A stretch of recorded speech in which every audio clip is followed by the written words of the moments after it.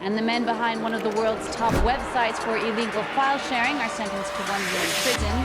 The runners of the Pirate Bay are found guilty of promoting copyright infringement. Stockholm, May 31st, 2006. 53 armed police officers smash through doors across 10 locations simultaneously.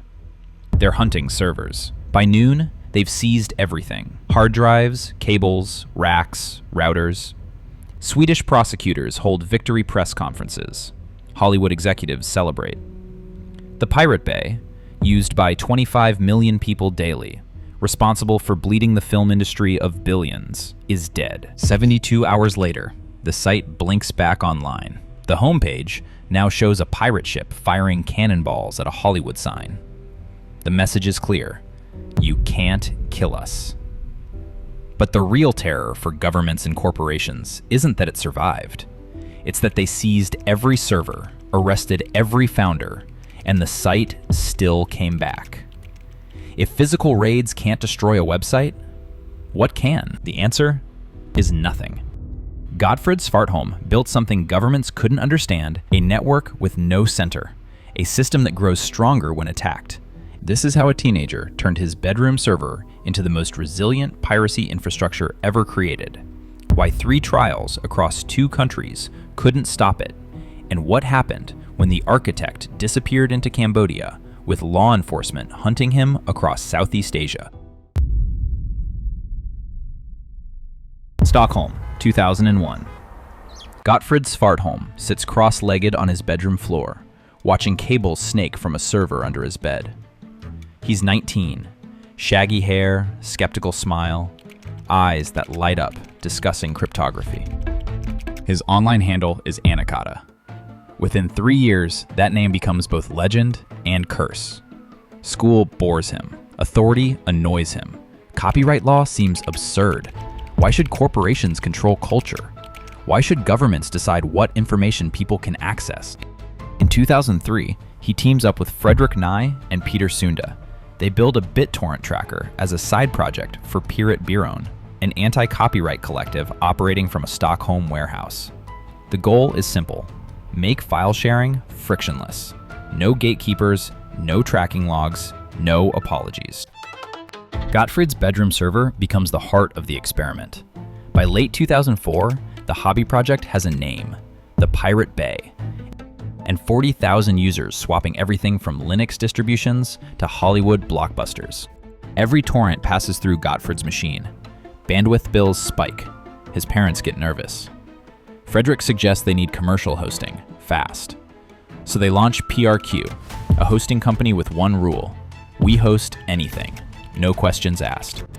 The New York Times later describes PRQ as highly secure operators with considerable expertise in withstanding legal attacks. Translation: bring your lawsuits. We dare you. The dares arrive fast. February 2004. DreamWorks attorneys send a cease and desist, demanding removal of Shrek 2 torrents. Gottfrid's response becomes internet folklore. Sweden is not a state in the United States of America. No Swedish law is being violated. It is the opinion of us and our lawyers that you are morons. He suggests the lawyers perform an anatomically creative act with retractable batons, then signs off. Go fuck yourself. Instead of hiding, Pirate Bay posts the entire exchange on their homepage. The letter goes viral. Traffic triples overnight. Every legal threat becomes free advertising. By mid-2005, Pirate Bay manages traffic that would make most tech startups envious. The site runs on code Gottfrid writes, mostly alone. A custom tracker called Hypercube coordinates file sharing across millions of machines simultaneously. At peak, 25 million peers worldwide connect through Pirate Bay's infrastructure. Traffic ranks among the internet's top 100 sites. The interface stays deliberately bare. A search bar, a pirate logo, an ocean of content. Under that simplicity, Gottfrid architects something approaching digital immortality. Every new user makes the network harder to destroy. Every shared file creates redundancy. It's not a website anymore. It's a living organism. Gottfrid understands what Hollywood doesn't. Centralized systems have weaknesses. Distributed systems don't. Napster died because it had a central server. Shut down the server, kill the network. Simple. BitTorrent works differently. No central storage. Files exist across thousands of computers. The Pirate Bay doesn't host pirated content. It hosts torrent files, tiny metadata files pointing to where content lives on user machines. The legal distinction matters. Gottfried argues they're just an index, like Google. They don't store copyrighted material. They point to it. But the technical architecture is what makes them unkillable. Database backups sit encrypted on servers in the Netherlands. If the main infrastructure falls, they rebuild before evening news finishes. Gottfried spent 2 years ensuring the site's entire existence fits on a thumb drive and resurrects anywhere with electricity and bandwidth. By early 2006, the Motion Picture Association of America is furious. Lawsuits against individual downloaders aren't working. The real target is the infrastructure, and that infrastructure has a home address in Sweden. MPAA lobbyists work Swedish diplomatic channels. Emails fly between Hollywood and Stockholm. Swedish authorities, normally hands-off about internet regulation, feel heat from across the Atlantic. May 2006. Gottfried's phone vibrates with a warning from a contact inside Sweden's telecom industry. Police are mobilizing. He calls Fredrik. They've war-gamed this scenario for months. Their disaster recovery plan is simple. Rebuild before anyone realizes what happened. But what law enforcement doesn't understand is they're about to seize hardware, while the data, the only thing that matters, is already halfway to Amsterdam. May 31st, 2006. The first store goes down in Bredang, a Stockholm suburb housing Pirate Bay's primary servers. Officers move in synchronized teams. 10 locations hit simultaneously. Server room metal racks unplugged mid-operation. Hard drives slide into evidence bags. Equipment hauled out on dollies. Gottfried and Fredrik get cuffed, driven to separate interrogation rooms. By 11 a.m., Swedish television runs breaking news. Notorious piracy website shut down. Police spokesperson tells cameras they've dismantled a major criminal operation. On forums worldwide, panic spreads. MPAA representatives issue statements congratulating Swedish authorities. Rights holders calculate lost revenue they believe will now return. Nobody counts on what happens next. June 2nd, 2006. Whispers circulate. The site is back. Users refresh browsers. The homepage loads. The pirate ship logo now fires cannonballs at a hillside sign labeled Hollywood. A message across the top. The galaxy's most resilient BitTorrent site. In the raid's confusion, Gottfried's team executed their contingency plan flawlessly. They migrated the complete database to Amsterdam servers, rerouted DNS, brought everything online in 72 hours. Police seized hardware. They couldn't touch the community or the code. Peter Sunda holds a press conference from his Stockholm apartment. Reporters crowd around his laptop. The downtime wasn't fear, he explains, grinning. We were scaling infrastructure to handle all the new traffic you journalists sent us. The raid became the greatest advertising campaign in Pirate Bay history. Traffic explodes, doubles, then triples pre-raid numbers. Gottfried and Fredrik worked 20-hour shifts stabilizing servers. Hollywood tried to kill them and accidentally made them invincible. Behind the scenes, they hardened the operation for the next assault. Multiple mirror sites go live across Europe and Asia. Codebase gets modularized, designed to deploy on any server in any country within hours. Backup copies distributed to trusted admins in 6 nations. When a Swedish journalist asks how they'll survive the next raid, Fredrik doesn't hesitate. We have plans in other countries. We're not stupid. Meanwhile, Pirate Bay posts the actual police warrant on their homepage with sarcastic margin notes. LOL. Good luck with that. Try harder. Users send donations. Traffic climbs to 30 million visits daily. What started under Gottfried's bed now runs on infrastructure spanning 3 continents. In Los Angeles, New York, and London, executives are livid. If a sovereign nation's police can't keep a piracy site down for 3 days, what does that mean for internet control? Boardrooms fill with lawyers drafting new strategies. Political pressure intensifies. New laws get proposed. The hunters are regrouping. This time, they're targeting people, not servers. February 16th, 2009. 4 men sit at the defense table. Gottfried Svartholm, pale and smirking. Fredrik Ney, arms crossed. Peter Sunde, tweeting in real time. Carl Lundström, the older businessman who bankrolled early infrastructure. They call it the Spectrial, a trial designed as spectacle. They look less like criminals and more like a band showing up for a gig. Prosecution frames them as criminal masterminds who facilitated millions of copyright violations. Defense argues Pirate Bay was perfectly legal under Swedish law. An index, not a host. They never stored copyrighted files, only torrent links. Outside, protesters in pirate hats rally. Inside, every seat filled with journalists from 30 countries.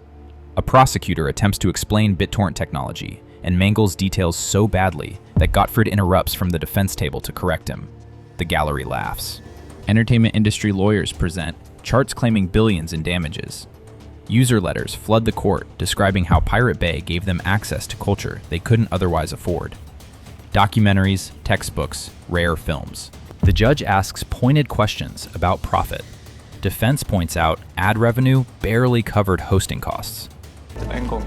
De kan gärna komma misslyckas fler gånger. Det handlar egentligen inte om juridik imorgon, det handlar om politik.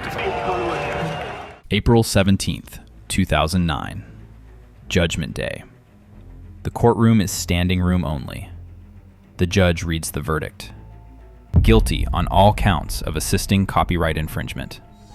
Each defendant receives 1 year in prison. Collectively, they owe 30 million Swedish kroner, roughly $3.6 million. Within minutes, Pirate Bay's homepage updates its logo to a tape-mouthed Mickey Mouse.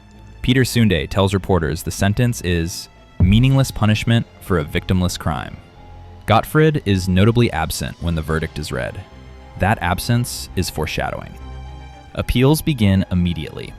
Under Swedish law, convictions aren't final until appeals exhaust. Nobody goes to prison. Yet. November 2010. Appeals court delivers mixed ruling.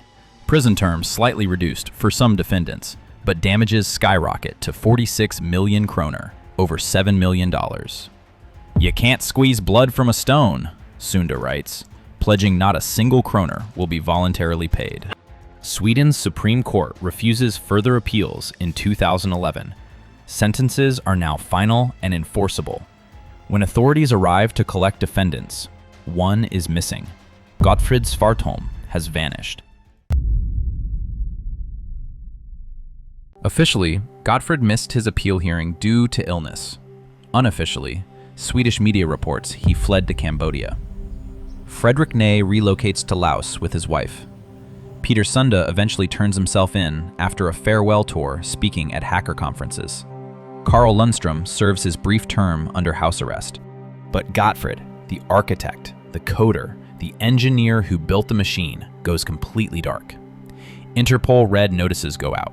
Swedish diplomats contact Southeast Asian governments. How do you arrest a ghost who lives on encrypted communication and moves through countries without extradition treaties?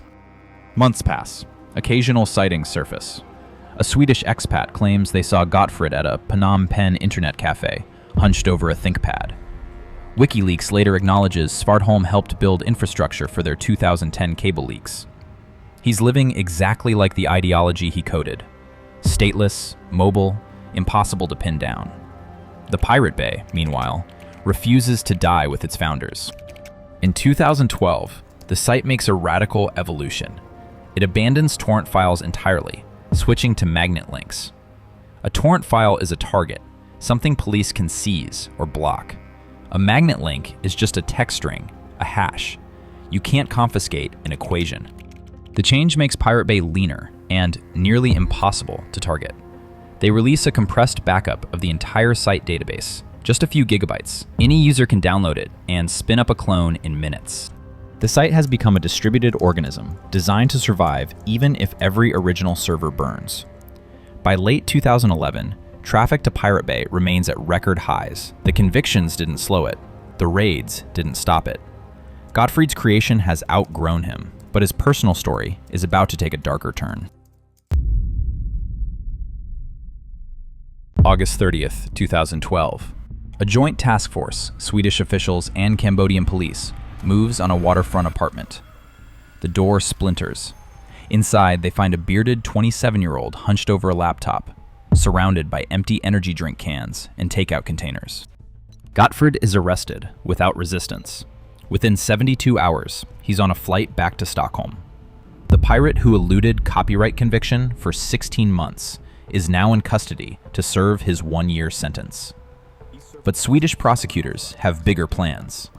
New charges hit before he finishes processing into prison. Unauthorized access to Swedish government databases. Attempted bank fraud. Investigators allege that between 2010 and 2012, while Gottfrid was supposedly a fugitive laying low, someone using his computers breached servers at Logica, an IT contractor managing Sweden's tax authority systems. The intrusion accessed national tax IDs for thousands of Swedes, attempted to create fraudulent driver's licenses. Evidence suggests an attempt to penetrate Nordea Bank's systems and initiate unauthorized transfers. The narrative shifts. Gottfrid isn't just a copyright rebel anymore. He's being framed as a black hat hacker, threatening state infrastructure. Gottfrid denies everything.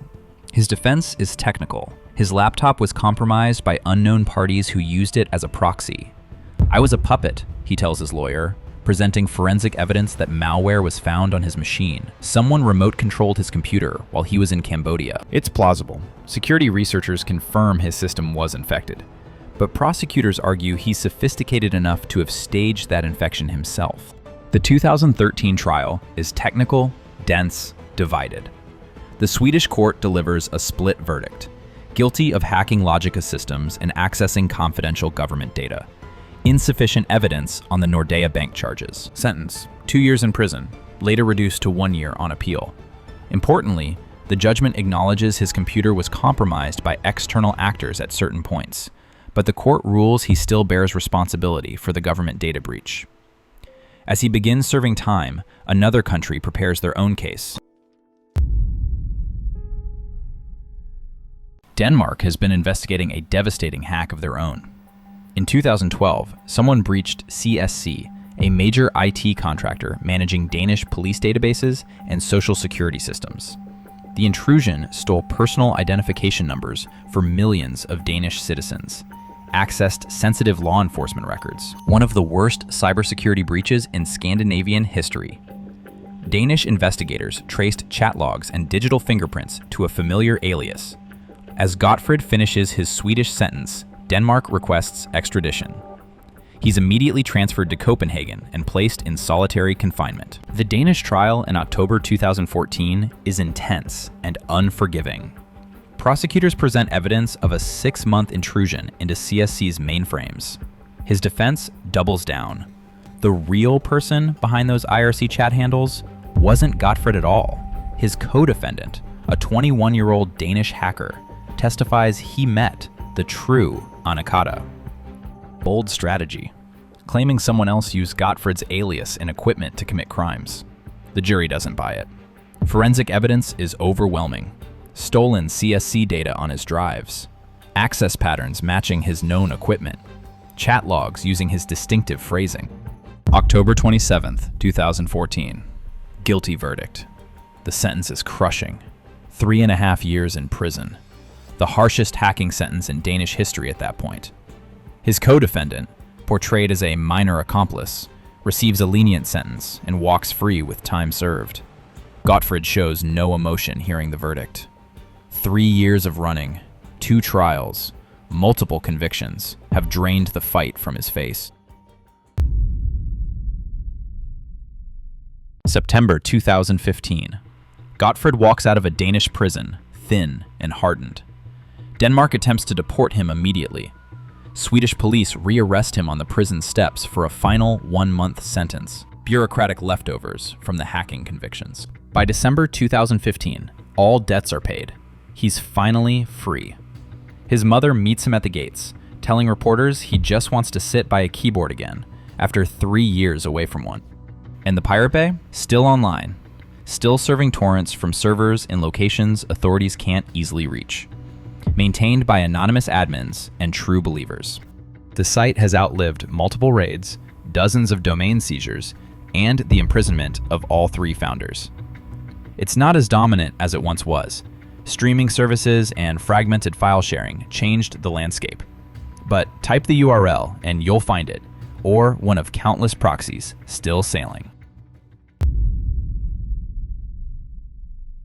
The Pirate Bay proved a brutal lesson. You can't kill what has no center. Gottfrid Svartholm understood distributed systems before governments did. He built infrastructure that survives raids, convictions, imprisonments, a network that grows stronger when attacked. The raids made it famous. The trials made it immortal. Today, Pirate Bay exists in dozens of forms: mirrors, proxies, clones. The code is public. The database is downloadable. Anyone can resurrect it. Gottfrid served his time, paid his debts, disappeared from public view. But his creation outlived him. And that was always the point.